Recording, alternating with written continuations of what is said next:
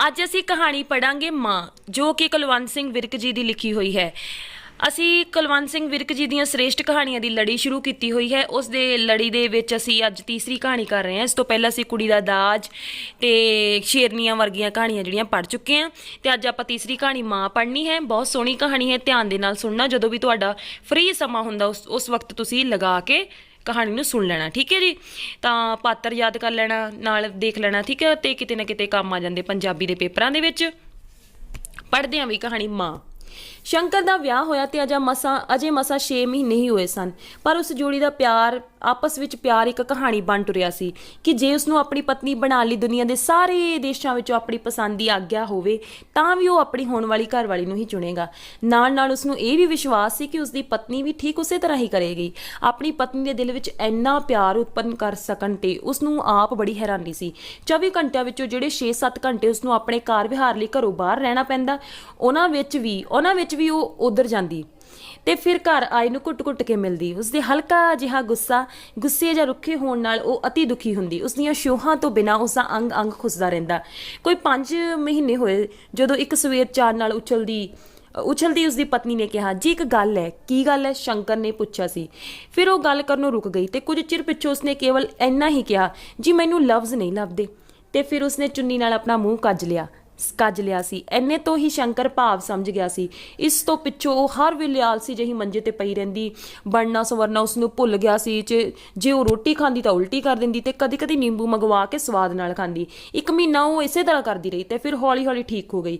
ਹੁਣ ਉਹ ਆਪਣੀਆਂ ਪੁਰਾਣੀਆਂ ਘੁਟਵੀਆਂ ਕਮੀਜ਼ਾਂ ਪਾ ਕੇ ਆਪਣੇ ਪੇਟ ਦਾ ਅੰਦਾਜ਼ਾ ਕਰਦੀ ਤੇ ਜੇ ਕਿਸੇ ਵੇਲੇ ਇਹ ਕਮੀਜ਼ ਵਿੱਚੋਂ ਬਾਹਰ ਨਿਕਲਿਆ ਦਿਸਦਾ ਤਾਂ ਬੜੀ ਖੁਸ਼ ਹੁੰਦੀ, ਭਾਵੇਂ ਜ਼ਿਆਦਾ ਪਾਣੀ ਪੀਣ ਕਰਕੇ ਹੀ ਹੋਵੇ।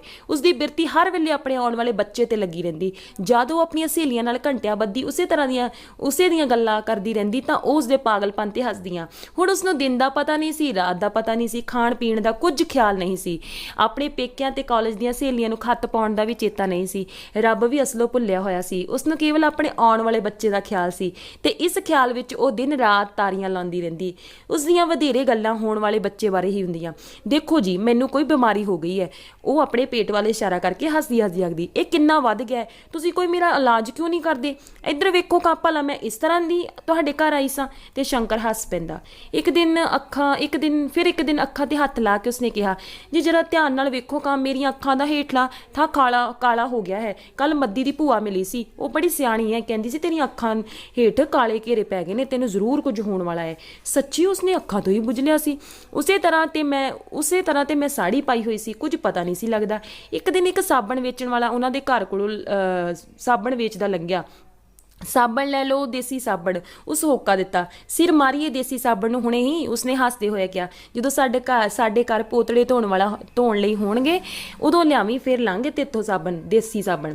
ਬੱਚੇ ਨੂੰ ਮਹਿਸੂਸ ਕਰਦਿਆਂ ਉਸਦਾ ਸਿਰ ਅਸਮਾਨ ਤੱਕ ਜਾ ਪਹੁੰਚਦਾ। ਉਹ ਦੁਨੀਆ ਵਿੱਚ ਹੁਣ ਕਿਸੇ ਨੂੰ ਗਿਣਦੀ ਮਿੱਦੀ ਨਹੀਂ ਸੀ।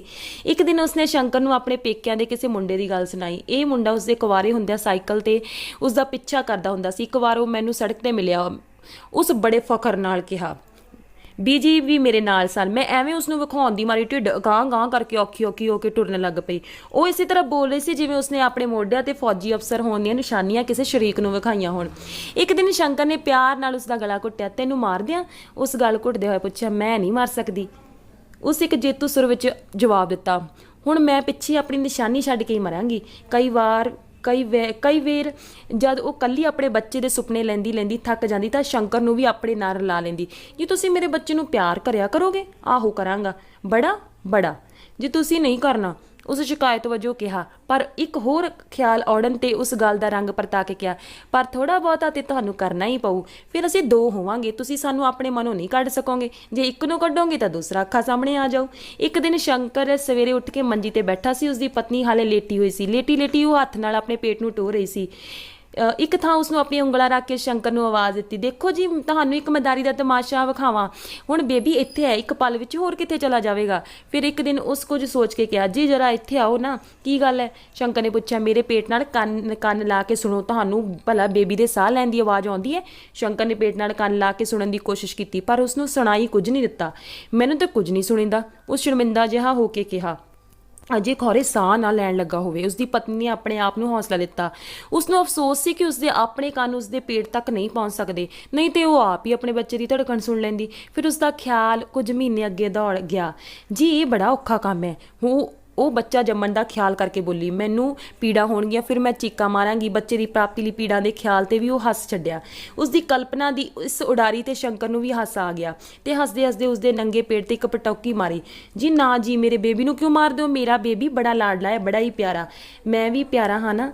ਮੈਂ ਵੀ ਪਿਆਰਾ ਹਾਂ ਕਿ ਨਹੀਂ?